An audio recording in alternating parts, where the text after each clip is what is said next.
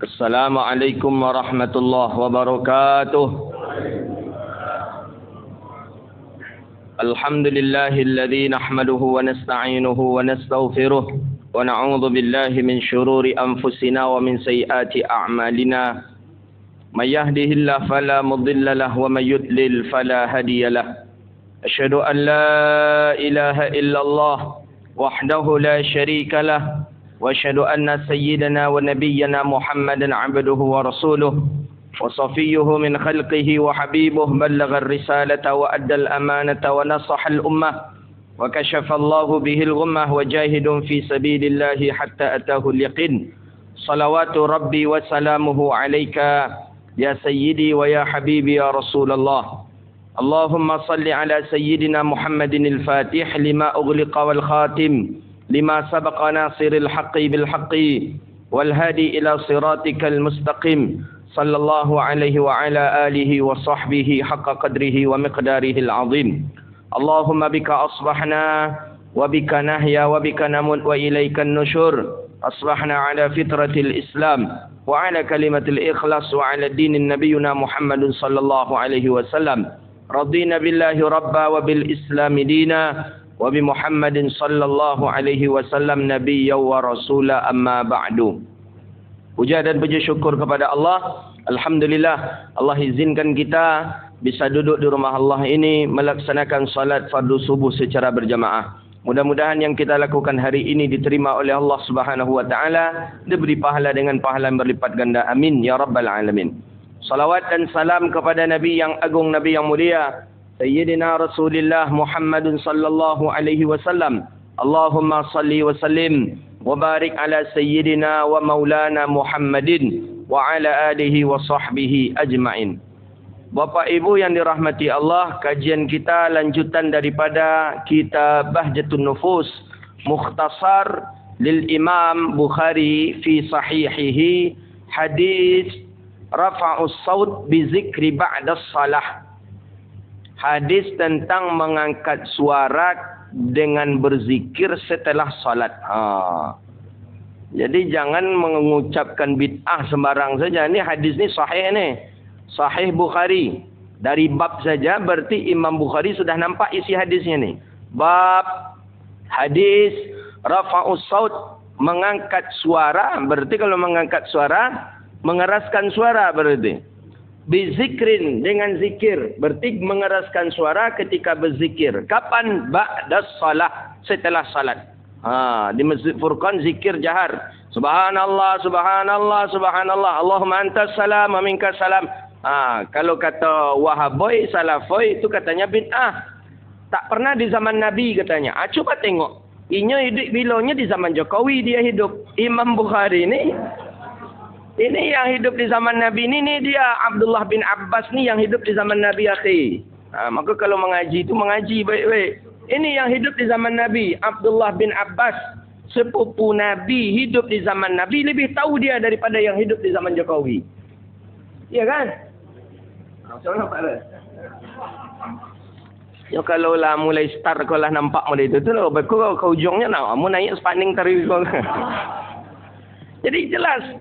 Kenapa kok cepat kali kita membid'ahkan? Tak pernah dibuat di zaman Rasulullah. Emang ente sudah membaca ribuan hadis apa? Jutaan hadis Rasulullah itu. Tak pernah dibuat di zaman Nabi. Ini tak pernah dilakukan di zaman Nabi. Baca dulu hadis. Hadis itu jutaan banyaknya. Jadi tak bisa kita mengklaim, itu tak pernah diamalkan di zaman Nabi. Kalau belum membaca jutaan hadis-hadis Rasulullah, lebih elok kita diam saja daripada kita banyak komentar. Takut kita katakan tak pernah Nabi melakukan, ternyata Nabi pernah melakukan. Berarti kita berdusta terhadap diri Rasulullah sallallahu alaihi wasallam. Nabi mengatakan, "Man kadzdzaba alayya muta'ammidan falyatabawwa maq'adahu finnar." Siapa yang berdusta di atas ucapanku, maka Allah lemparkan dia ke dalam api neraka. Nabi melakukan zikir jahar setelah salat. Mereka mengatakan, nak pernah. Tak ada pernah Nabi melakukan zikir jahar. Mana yang lebih dekat di zaman Nabi? Kita hari ini atau sahabat yang langsung melihat, yang langsung mendengar Rasulullah sallallahu alaihi wasallam melakukan zikir jahar. Ini dalam dalam judul hadis saja sudah faham kita. Hadis rafa'us saut, hadis mengangkat suara, berarti menjaharkan suara. Bizikrim ba'da salah, dengan zikir setelah selesai salat. Yang zikir apa saja yang zikir? Mulai setelah selesai salam tu zikir itu tu. Astaghfirullahalazim alladzi la ilaha illa huwal hayyul qayyum wa atubu ilaih. Mana yang lebih afdal? Secara jahar keras kita baca atau secara sir? Kalau menengok hadis Imam Bukhari ini, itu disunahkan dibaca dalam keadaan jahar. Jahar berarti keras berarti. Dah betul lah itu amalan Masjid Al-Furqan insya-Allah berdasarkan hadis ini. Sehingga Imam As-Suyuti menulis satu kitab. Beliau beri judul kitab itu dengan Natijatul Fikr. Natijatul Fikr fi ahadis fi zikril jahr. Satu buah kitab beliau susun, di dalamnya beliau muat beberapa hadis-hadis Nabi tentang menjelaskan zikir jahar. Ada 20 hadis tentang bahawa zikir jahar itu sudah dilakukan di zaman Rasulullah sallallahu alaihi wasallam. Jadi nanti kita baca zikir jahar. Kalau ada yang apa nanti zikir jahar lebih elok, kan Allah melarang di dalam Al-Quran, Ustaz. Ada orang yang ketika dalam musafir dia mengatakan dengan sekuat-kuatnya mengucapkan Allah, Allah. Kata Nabi, jangan, yang engkau panggil itu lebih dekat denganmu, lekat kepada urat lehermu. Panggillah dengan suara yang pelan. Itu beda keadaan dengan beda hadis yang dimaksud. Mungkin memanggil Allah dengan tanpa ada asbab, kemudian langsung saja kita katakan Allah, kata itu. Itu barulah tidak betul. Tapi bagaimana dengan orang ketika nak perang? Harus keras takbirnya. Allahu Akbar. Itu kalau perang. Tapi kalau perang, Allahu Akbarnya bila lo kawan ke perang itu. Jadi beda situasi, beda kondisi, berubah hukum. Begitu dia. Sama dengan kita ketika talbiyah. Warafa'u dianjurkan di dalam hadis Nabi SAW. Itu yang menyebabkan mazhab Maliki mengatakan wajib keras suara ketika membaca talbiyah. Itu menurut mazhab Maliki. Menurut mazhab Hanafi termasuk syarat sah haji, umrah. Kalau nak kita baca talbiyah maka tak sah. Membaca talbiyah itu dengan mengangkat suara. Jadi kata Rasulullah, Ja'ani Jibril amarani an amura ashabi. Datang Jibril kepadaku untuk memerintahkan sahabatku. Jadi Jibril memerintahkan sahabat tak bisa. Jibril memerintahkan Nabi. Nabi memerintahkan sahabat. Untuk apa? Antarfa'a aswatahum 'inda talbiyah. Mengangkat suara mereka ketika membaca talbiyah. Jadi membaca talbiyah itu dalam mazhab Maliki, dalam mazhab Hanafi memang dianjurkan keras-keras. Labbaik Allahumma labbaik, labbaik la syarika laka labbaik, innal hamda wan ni'mata laka wal mulk la syarika lak. Dalam mazhab Maliki, dalam mazhab Hanafi wajib dibaca keras. Berarti kalau dibaca keras, malah katanya rafa'us saut.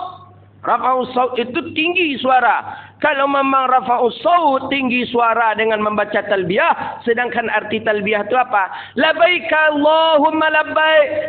Allah, kami penuhi panggilanmu ya Allah. Kan gitu jadinya bahasa itu. Nabi menyuruh, Jibril menyuruh keraskan suara. Di dekat Ka'bah malah lagi. Jadi dengan mengucapkan lafaz talbiyah, labbaik Allahumma labbaik, labbaik la syarika laka labbaik, innal hamda wan ni'mata laka wal mulk la syarika lak. Jadi ketika kita melaksanakan haji, melaksanakan umrah, akan tahu kita mana orang Asia mazhabnya Syafi'i, Indonesia dengan mazhabnya Maliki dan Hanafi. Apa tu? Tengok di talbiyah. Kalau ada rombongan membaca talbiyah tu yang ajar tu orang Indonesia apa sih? Entok-entok aja. Labbaik Allahumma labbaik, labbaik la syarika laka labbaik, innal hamda wa ni'mata. Ya Pak Amar. Apalagi kalau mutawifnya tu melele pula di muka tu. Maliknya mangkit suaranya amun itu aja labbaik Allahumma labbaik, labbaik la syarika lak labbaik, innal hamda wan ni'mat. Tapi tengok orang-orang dari Sudan, dari Mesir, dari Maroko, dari Tunisia, itu mayoritas orang-orang tu dalam amal dengan mazhabnya Maliki. Tengok gaya orang Maliki. Labbaik Allahumma labbaik. Itu biasa orang hitam-hitam. Itu orang-orang mazhab Maliki. Menurut orang mazhab Maliki, memang wajib dengan mengeraskan suara. Itu dia. Jadi di hadis ini, jelas kita dalam hadis ini, rafa'u sautu bi zikrim ba'da salah. Memang orang kita Asia ke, apalagi orang Indonesia ke, beribadah dikatakan dia sempurna dengan mazhabnya, nampaknya tidak juga. Tidak. Karena mungkin dari kalangan awam, kalau dari kalangan orang alim mungkin iya, tapi dari kalangan orang awam boleh dikatakan tidak. Ya seperti contoh membaca amin sajalah. Dalam mazhab Syafi'i dijelaskan itu, dijaharkan membaca amin. Ghairil maghdubi alaihim waladdallin. Amin. Itu dalam mazhab Syafi'i. Mazhab Syafi'i. Berdasarkan kepada hadis. Dalam hadis sahih, siapa yang bersamaan aminnya dengan amin malaikat, maka Allah ampuni segala dosanya yang telah berlalu. Maka untuk menyamakan itu, kita baca. Hadis sudah kita baca sebelumnya dalam Sahih Bukhari. Maka kita baca amin. Coba tengok orang-orang Indonesia ketika membaca amin. Hampir orang-orang awam dari kalangan masyarakat kita membaca amin seperti aminnya mazhab Hanafi. Seperti apa mazhab Hanafi? Ghairil maghdubi alaihim waladdallin. Amin. Itu mazhab Hanafi itu tu. Kalau Syafi'i, keraskan suaranya. Amin. Jadi kita ni antara Syafi'i jo indak joleh hijal nampak ibadah. Lai tahu hadis, lai tahu dalil tapi indak je beramal. Kunut macam ni jelas tu dianjurkan ya. Yustahabul jahra. Disunahkan seseorang menjaharkan amin fi qunutih, amin ketika kunut.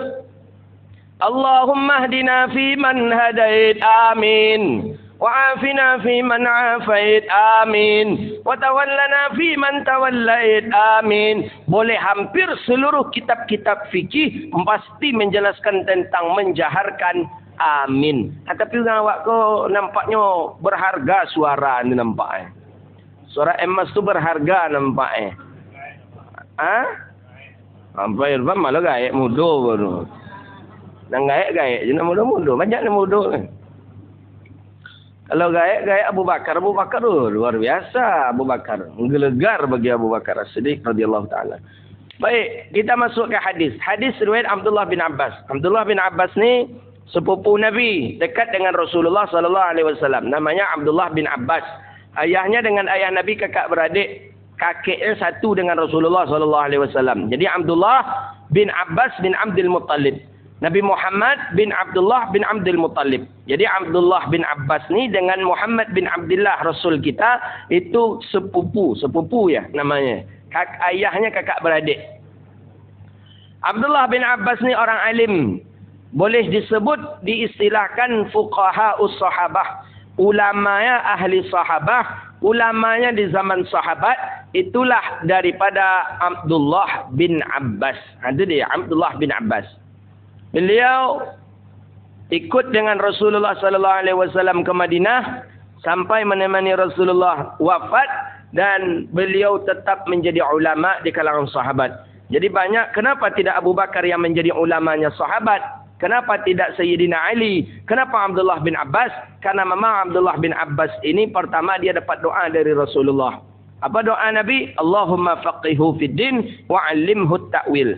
Yang kedua, Abdullah bin Abbas ini beliau selalu mengikuti Rasulullah sallallahu alaihi wasallam dalam majlis ilmu. Setiap Nabi menyampaikan ilmu, Abdullah bin Abbas duduk dekat Nabi. Setiap Rasulullah sallallahu alaihi wasallam menyampaikan tausiah, menyampaikan tabligh kepada para sahabat, Abdullah bin Abbas hadir. Karena memang Abdullah bin Abbas itu yang ketiga, bahawa dia adalah masih muda. Jadi Abdullah bin Abbas itu muda, maka orang muda tentu lebih mudah dia untuk menghafal dibanding dengan orang-orang yang tua. Begitu dia pada uruf dan adat kebiasaannya. Termasuklah di zaman Rasulullah sallallahu alaihi wasallam. Qala, jadi Abdullah bin Abbas ni wafatnya di Taif. Taif tu sekitar 2 atau 3 jam dari kota Makkah. Daerahnya sejuk sekali, dingin di daerah Taif tu, dingin. Seperti kalau kita di daerah Sumatera Barat, alahan panjangnya lah. Dingin itu. Itu di daerah Taif itu. Penghasil parfum, sabun, itu dari daerah Taif. Taif itu daerah yang pertama kali Nabi hijrah dan mereka lecehkan Nabi. Disambut Nabi oleh anak-anak dengan memakai batu kecil. Dilempar anak-anak. Jadi orang tokoh-tokoh daripada Taif tak ada. Tak ada tokoh-tokoh Taif, tapi diletakkanlah anak-anak menyambut Nabi Muhammad. Dilempar Nabi Muhammad dengan batu. Dilempar. Sampai berdarah daripada gigi Rasulullah SAW. Langsung turun Jibril menawarkan, "Ya Muhammad, aku hancurkan mereka ya Muhammad. Aku tinggal menghancurkan mereka. Aku angkat gunung itu, aku timpakan kepada mereka," kata Jibril. Kata Nabi Muhammad, "La fa innahum qaumin fa innahum la ya'lamun." Jangan, kata Nabi Muhammad, fa innahum qaumi. Mereka itu adalah kaumku. Fa innahum la ya'lamun, tapi mereka tidak mengetahui. Jangan kata Nabi kepada Jibril. Jadi ada batu sebesar inilah di Taif tu.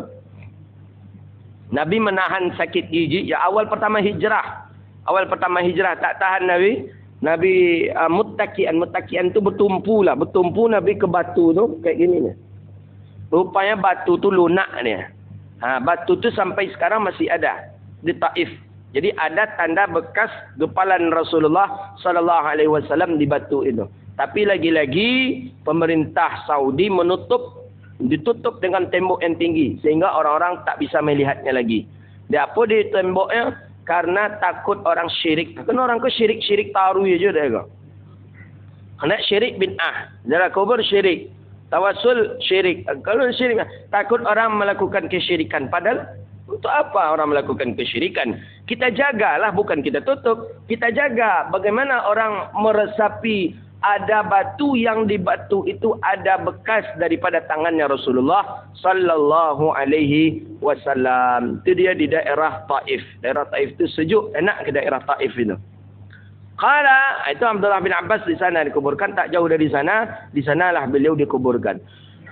Anna rafa'u as-sauti bi dzikri hina yansarifu an-nasu minal maktubati kana ala ahdi Rasulillah sallallahu alaihi wasallam.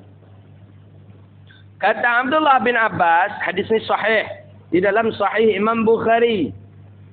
Anhuma anna rafa'u saut, bahwa mengangkat suara, mengeraskan suara, bizikrin, dengan zikir. Hina yansarifun nasu minal maktubah, ketika manusia telah selesai melaksanakan salat maktubah. Maktubah ni salat fardu. Orang-orang dah selesai melaksanakan salat fardu. Kana ala ahdi Rasulillah, itu ada pada masa Rasulullah sallallahu alaihi wasallam. Ini Abdullah bin Abbas mengatakan ini. Di zaman Nabi sudah ada zikir jahar. Kata Abdullah bin Abbas, di zaman Rasulullah hina yansarifun nas, setelah manusia melaksanakan salat fardu. Sudah selesai orang-orang melaksanakan salat fardu, ada yang melakukan zikir minal maktubah, daripada salat fardu, karena ada itu di zaman Rasulullah sallallahu alaihi wasallam. Apa maksudnya?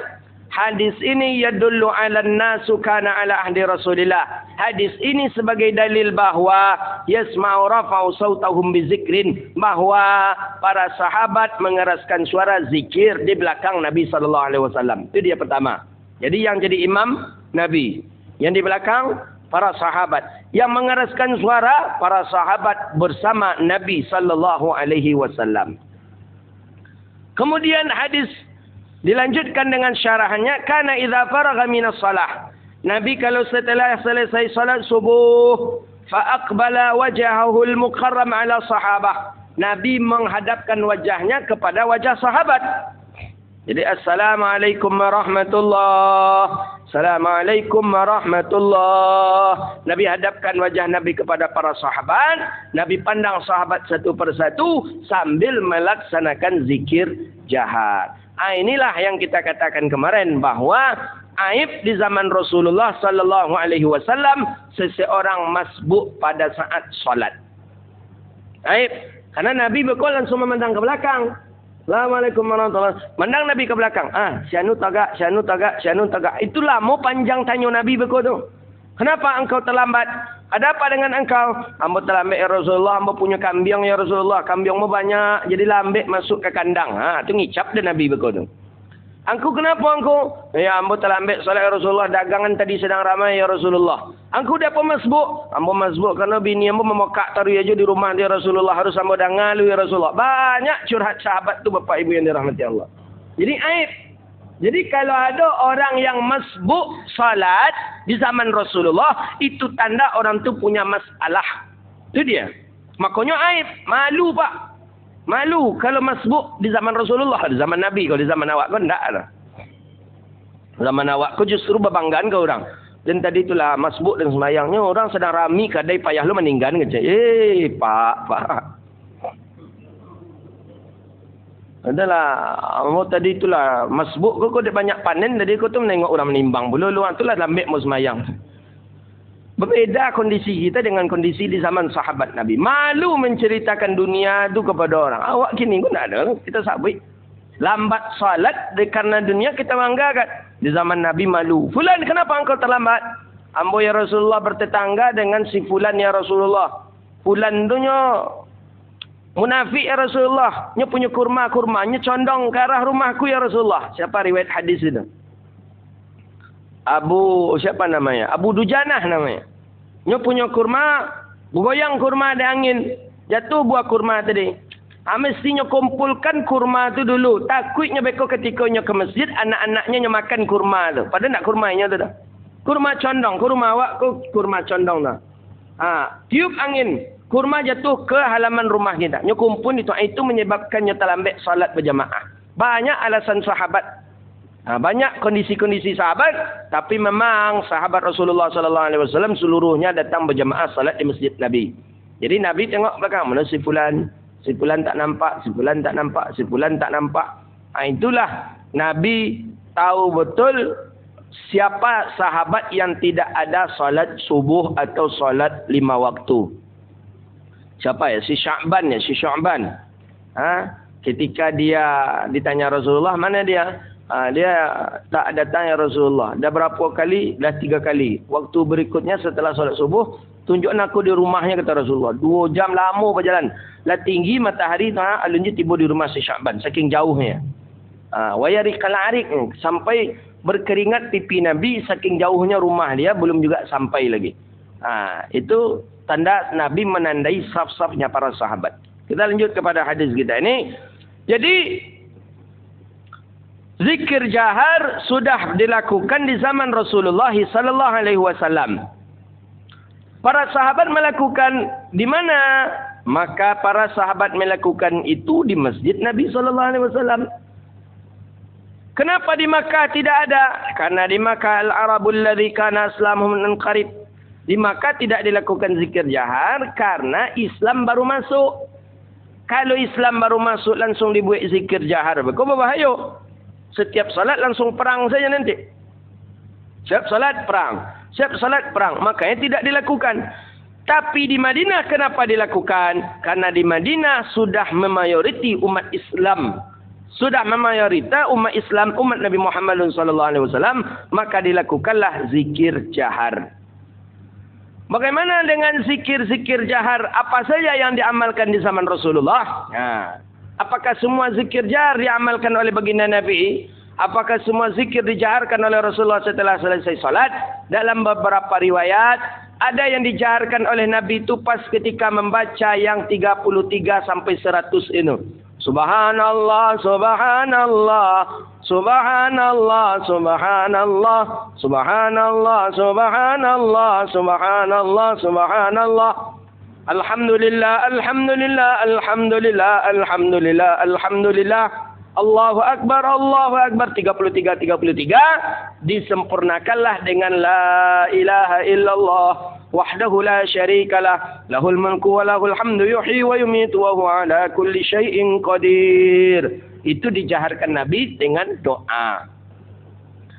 Ada satu kaul Nabi menjaharkan lagi daripada astaghfirullah. Assalamualaikum warahmatullah. Assalamualaikum warahmatullah.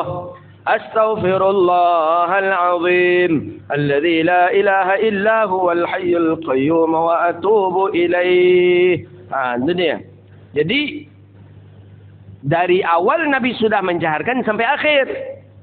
Dalam satu riwayat lagi tidak, Nabi menjaharkan. Dalam syarah lagi Nabi menjaharkan daripada subhanallah 33, alhamdulillah 33, Allahu Akbar 33. Dari situlah dijaharkan oleh Rasulullah sallallahu alaihi wasallam. Tapi pada intinya zikir jahar dilakukan oleh Rasulullah dan para sahabat semenjak zaman Nabi sallallahu alaihi wasallam. Jadi setelah ini kita jangan ragu-ragu pula lagi.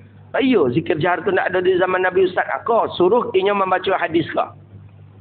Kalau nyo nak pandai membaca, suruhnya datang ke Furqan tiap hari Jumaat. Suruh tanya je nyo disuruhan hadis kau kenyo. Kalau ndak inyo namanya kadang orang ku kadang ego. Ego tu iblis, sifat daripada sifat iblis itu. Selagi baru kita mengatakan tidak, anda saja kita selama-lamanya. Ndak ada di zaman Nabi. Adapun hadis model apa pun hadis disuruhan kemunculannya nan indak keciknya tu indak aja tarikh. Tu doktrin. Maka musabikkan parah virus tu pak. Kalau masuk ke awak, masuk ke minantu, masuk ke anak onde kawat. Mati awak, jangan dibaca ni ayah aku Yasin lain tak usahlah katanya lah. Tak usahlah takziah ke rumah kami. Kalaupun takziah duduk biasa manu-manu je lah. Apa takziah mereka tu? Sajalah itu Nabi mengatakan iqra'ul yasin ala mautakum, bacakan yasin di atas orang yang wafat di antara kamu. Kini ke takziah tidak ada baca yasin dah. Jadi takziah tu tausiah ceramah saja. Kalau tidak ada tausiah ceramah, diam menuang pada itu. Ayah kuah pun tak tagih dari jemaah. Kenapa? Karena makan-makan, minum-minum di rumah orang yang mati haram. Dia tak faham berapa banyak riwayat hadis menjelaskan isna'u ta'ama li ahli Ja'far. Banyak bahawa di dalam riwayat hadis yang lain bahawa sesungguhnya malaikat yataraddadu, bolak-balik malaikat itu setiap 7 hari pertama bertanya. Maka dianjurkan kita untuk bersedekah untuk orang yang meninggal dunia. Cek hadisnya. 7 hari lama bolak-balik malaikat tu ke kuburan tadi pemananyo awak. Pemananyo. Selama 7 hari itu pula lah kita dianjurkan bagi anak keluarga bersedekah makanan untuk orang yang meninggal dunia. Hadisnya kuat kok. Bagaimana dengan kita? Bid'ah tu nak ada di zaman Nabi, nak ada zaman Nabi ni. Kadang payah lu ada.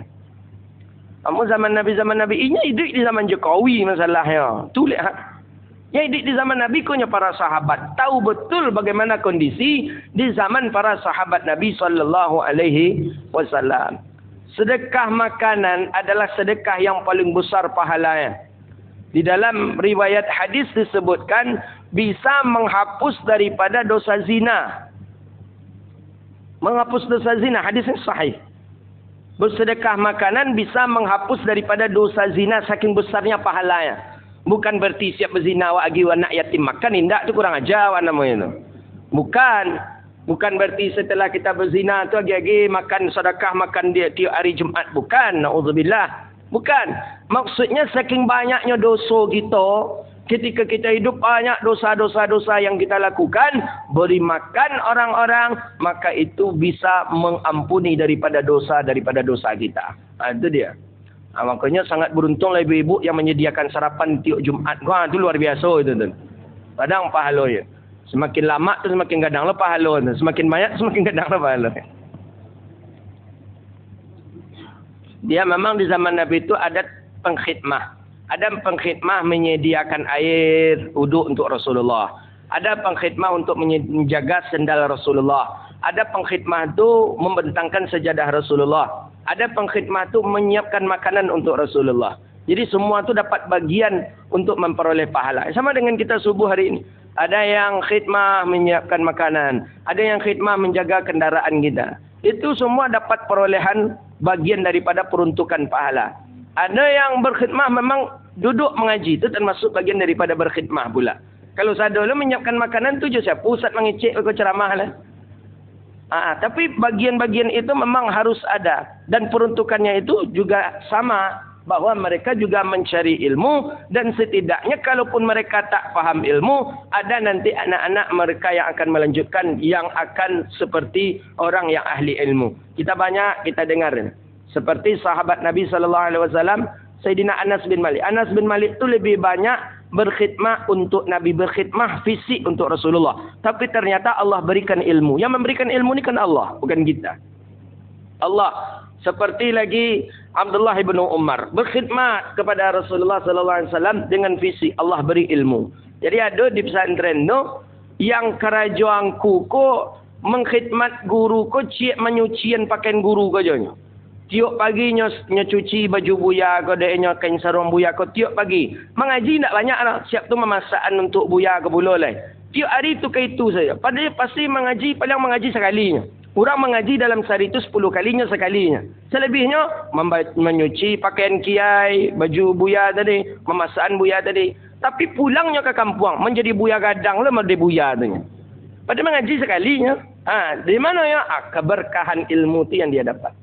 Keberkahan khidmat dengan ulama itulah yang ia dapat. Kita dapat itu jadilah kan. Pulang awak dari zikir kau bertanya orang berfatwa lah awak boleh rupa zikir jaharnya. Di mana? Tadi kami baru mengaji baru. Sampai bila dia sampai terkanang pula.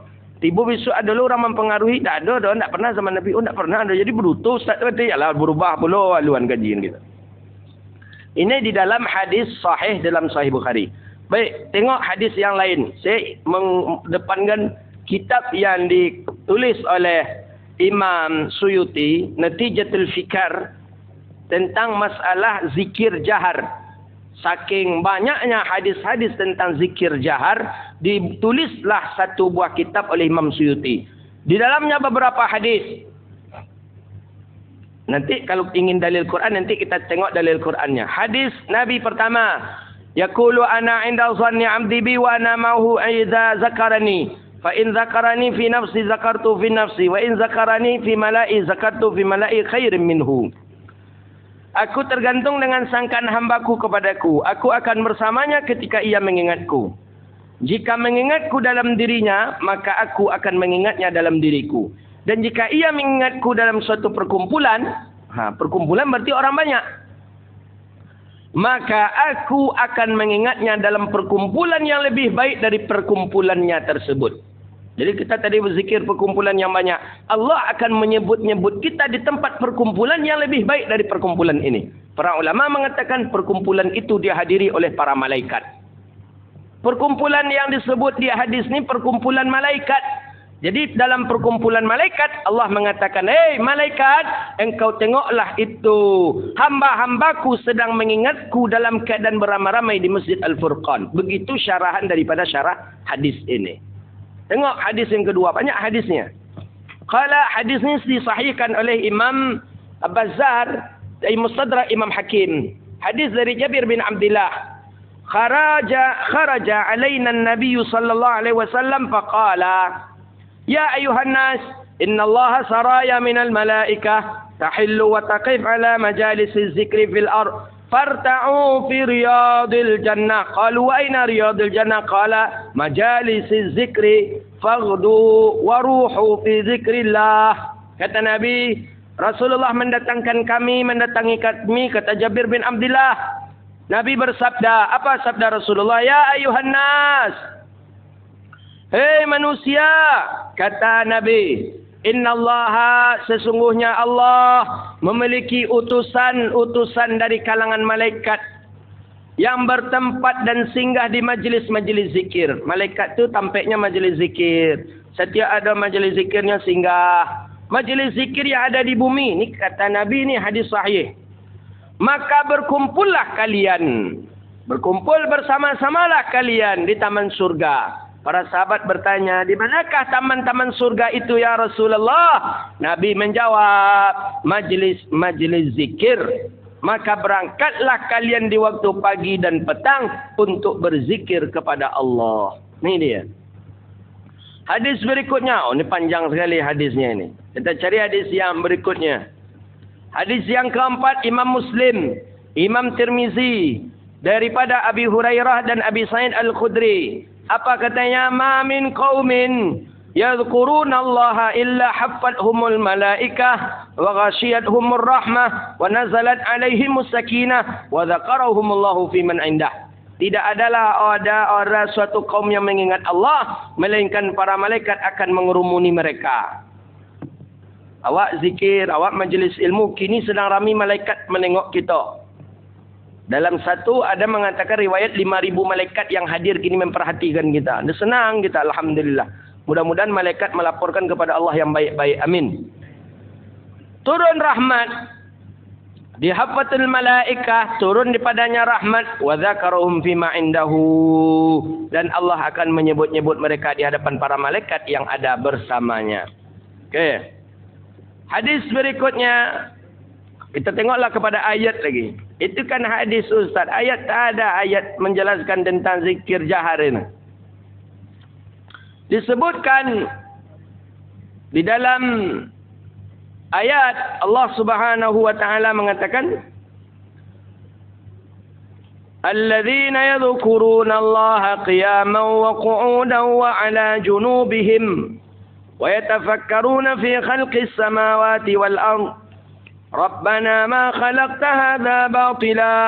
Di dalam ayat itu disebutkan bahawa alladzina yadhkuruna Allah, orang-orang yang mengingat Allah, qiyaman wa qu'udan, dalam keadaan duduk, dalam keadaan berdiri.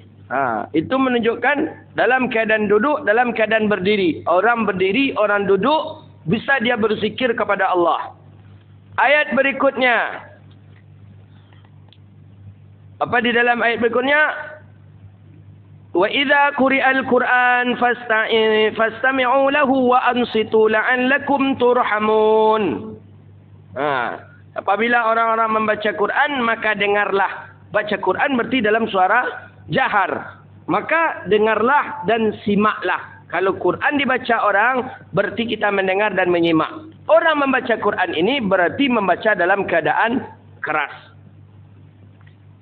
Yang tak boleh itu apa? Yang dijaharkan dalam keadaan jahar itu adalah salat yang tidak pada makamnya, tidak pada tempatnya, maka itu tak boleh kita menjaharkan. Contoh, salat daripada salat zuhur, salat daripada salat isya, salat asar, itu tak boleh kita jaharkan daripada salat asar. Wala tajhar bi salatika wala tukhafit biha wabtaghi baina zalika sabila. Jadi tentang zikir jahar ada menurut hadis Rasulullah, ada menurut Al-Quran. Wallahu a'lam bishawab. Jadi kita tinggal beramal. Dalil sudah disebutkan oleh Imam Al-Bukhari, riwayat daripada Abdullah bin Abbas. Ada pertanyaan, silakan.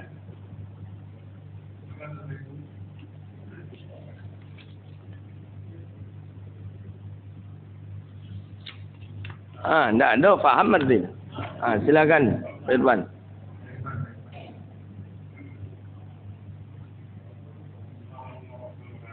Assalamualaikum.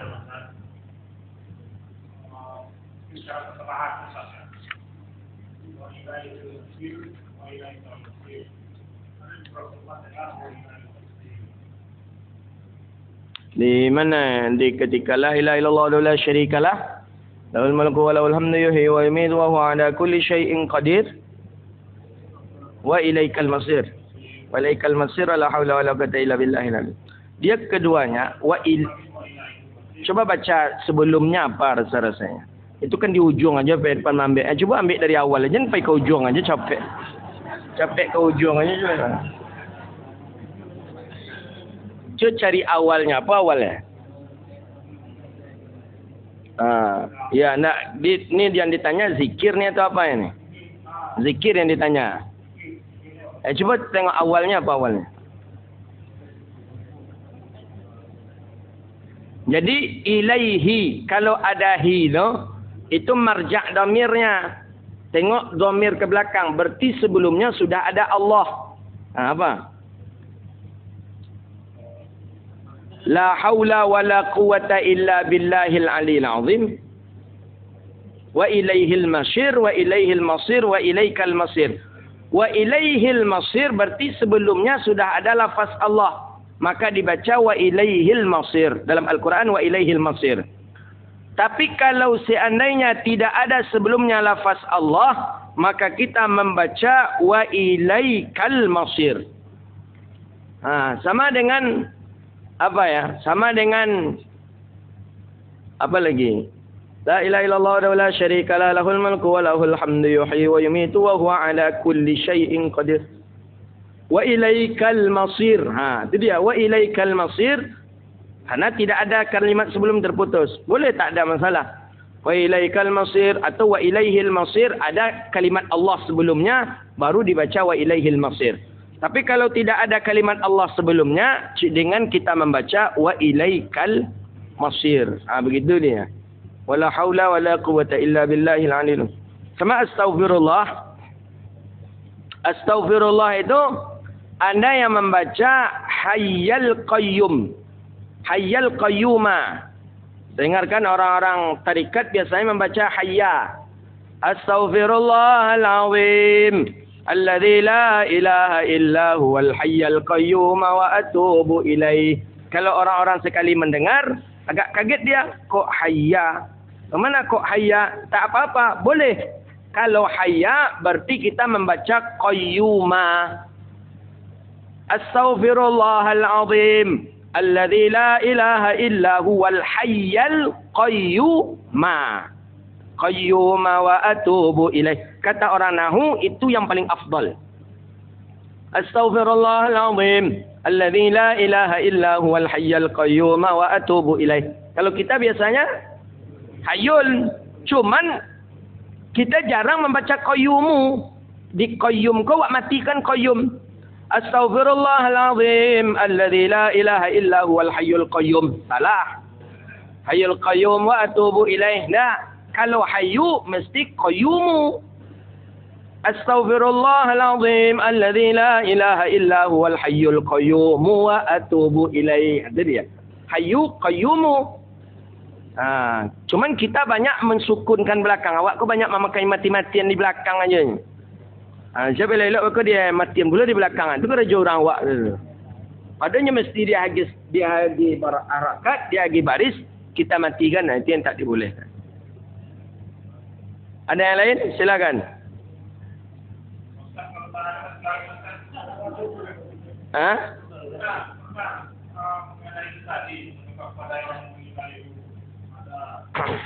Saya juga Ustaz tadi minta tahu Ustaz, pernah sekilas mendengar persoalan yang paling susah itu ketika mati adalah malam pertama ketika di lampu Ustaz. Mungkin ada sholat hadiah. Saya lupa sekarang Ustaz. Sholat hadiah. Sholat hadiah dari anak-anak yang meninggal ini, walaupun sholat hadiah di malam itu memberikan pertolongan pada mayit. Jadi pertanyaannya tadi apa pertanyaannya? Salat hadiah ini memang ada khilafiyah ulama. Salat fidyah namanya. Khilafiyah ulama, lebih banyak ulama mengatakan tidak sah. Yang mengatakan adanya salat fidyah itu Imam As-Subki dalam mazhab Syafi'i. Imam Subki mengatakan boleh salat fidyah bagi orang yang sudah meninggal dunia dan itu dilakukan oleh anaknya. Jadi umpama seorang ayah meninggal dunia. Ayah ini ketika sakit adalah 3 hari lamanya tak bisa salat. 3 kali 5 kan 15 waktu salat. Anaknya pas pula lah ada bertiga. Dibagilah oleh anaknya ini 5 untuk salat namanya salat fidyah. Menggantikan salat ayahnya yang tertinggal kemarin setelah ayahnya meninggal dunia. Ulama khilafiyah ada yang mengatakan boleh dan ada salat fidyah. Ada yang mengatakan tidak ada. Ada yang mengatakan silakan saja tapi hukumnya makruh. Dulu di kita banyak mengamalkan itu. Di Riau banyak, di Sumatera Barat banyak, di Aceh banyak. Dulu sampai sekarang masih banyak. Namanya salat fidyah. Tapi setelah kita lihat teliti dalil-dalil tentang salat fidyah, saya bawa hadis itu ke Mesir. Saya tanyakan dengan masyaikh di Mesir bahawa hadis tentang salat sunat fidyah itu hadisnya lemah dan boleh sampai kepada tahap maudhu'. Dan itu cuman daripada pendapat daripada Imam As-Subki. Memang Imam Subki ini ulama besar, ulama agung, tapi cuma beliau yang berpendapat boleh salat sunat fidyah. Jadi kalau begitu, mana Ustaz? Lebih elok tidak usah kita melakukannya. Tapi kalau puasa, ya, wasama anhu waliyuhu dalam hadis sahih. Orang tua kita meninggalkan puasa karena sakit dalam Ramadan. Setelah orang tua kita meninggal dunia, sama anhu waliyuhu, itu yang paling afdal. Maka puasalah anak-anaknya. Berarti ada 10 hari ayah mak kita tak puasa, kita gantikan 10 hari. Niat, sengaja aku puasa esok hari menggantikan puasa mak saya dalam Ramadan karena Allah. Itu wajib hukumnya itu. Anak menggantikan dalam keadaan wajib.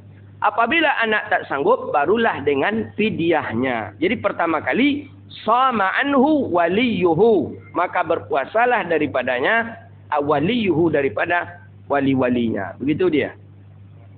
Itu mauqif saya. Dulu saya waktu mondok, kata saya ada salat sunat, salat fidyah. Tapi setelah saya kuliah, saya coba mencari dalil penunjang tentang itu dan tidak kita jumpai. Hadiah tidak ada. Mana bisa dia baju, dia bisa dihadiahkan. Semayang, mana bisa dia hadiah. Doa boleh. Kalau doa boleh. Itu hadiah. Baca Quran memang ada hadiahnya. Al-Quran boleh dihadiahkan kepada orang yang meninggal dunia. Doa boleh kita hadiahkan. Al-Fatihah boleh kita hadiahkan. Bacaan Al-Quran boleh kita hadiahkan. Dalam kitab At-Tibyan. Dalam hadis sahih boleh kita hadiahkan. Tapi kalau salat tidak. Tak sah. Kalau boleh nanti ketika ada orang tua yang malas salat dan malas dan semayang, dialah anak dan saya minta menghadiahkan keadaan besoknya. Lama ambil ayah awak tu.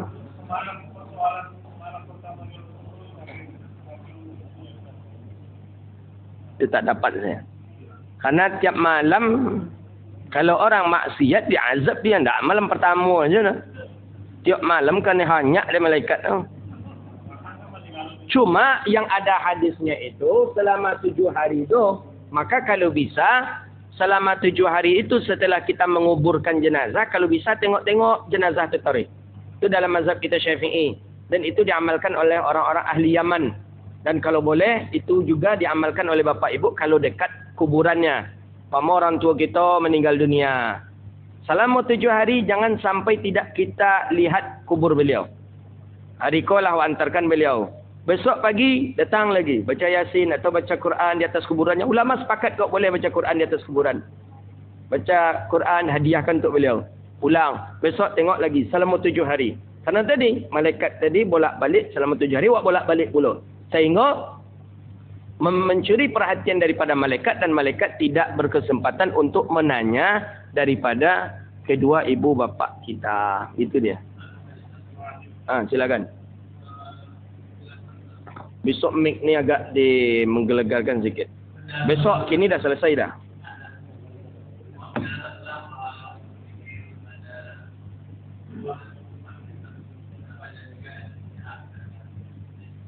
Gimana?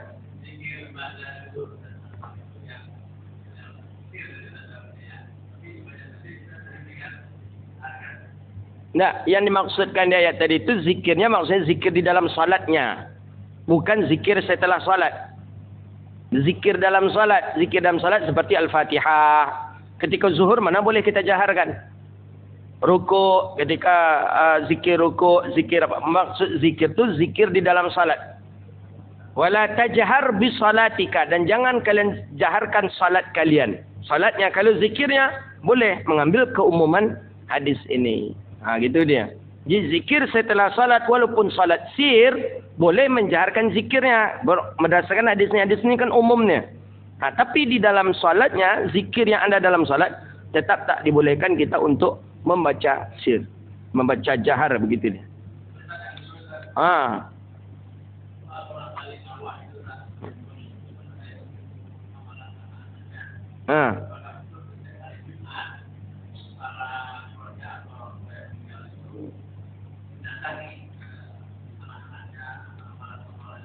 Ya memang di dalam hadis Nabi memang disebutkan seperti itu. Setiap hari Jumaat atau setiap hari raya di dalam kitab Makanil Ilmi wal Ulama ada tu karangan Syekhna Nuruddin disebutkan memang para malaikat, para arwah itu dia datang ke rumah melihat daripada anak-anak cucu-cucu keluarganya. Katanya di sana yang mengetahui daripada itu adalah para arwah dan para malaikat saja. Jadi sampai nyumbutan menengok kucing yang biasanya nyagi makan, biasanya nyagi makan kucing tu tengok tu. Dia lakuri kucing dia nak perhatian dia anak dan dia katanya nak sama lagi makan dia cik nyabik pada itu aja bisa ya. Jadi memang ada ya. Di hari Jumaat, kemudian di hari 2 hari raya Idul Fitri Idul Adha. Itu dia. Tapi tentang amalan menjemput amal itu tak dapat kita apa bunyi ya. Menjemput amal itu tak bisa. Tak dapat kita bunyi hadisnya tak dapat kita menjemput amal. Menjemput amal apa maksudnya menjemput amal?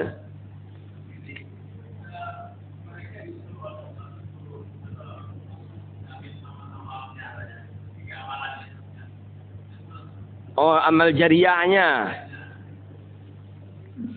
Antara ya mungkin aja nyanyi pantun ko mungkin ada aja ndak ngau dawat ada ngau adanya dah ngau. Ndak salamu hijrah beberapa pawatan itu dapat. Awak nak dapat ada yang boleh tu mungkinnya. Ya menyanguk ya nyambut pesantren tu tengok tiap Jumaat pesantrennya kan bisa jadi kan. Nya punya anak yatim, panti asuhan. Setiap Jumaat nya tengoknya itu tu, nya tengoknya yang amal-amal jariah yang pernah dia lakukan bisa saja. Mungkin.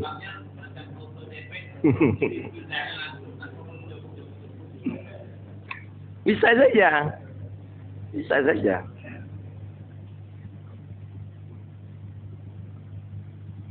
Jadi tentang apa kemarin itu tentang nasikh dan mansukh. Ada yang bertanya kemarin tentang nasikh mansukh. Ada nasikh mansukh itu yang dinasikhkan itu adalah bacaannya saja, tidak hukumnya. Nasikh itu maksudnya menghilangkan. Ada yang dihilangkan itu hukumnya tidak daripada ayatnya. Ada yang dihilangkan itu hukum iya dan ayat pun iya.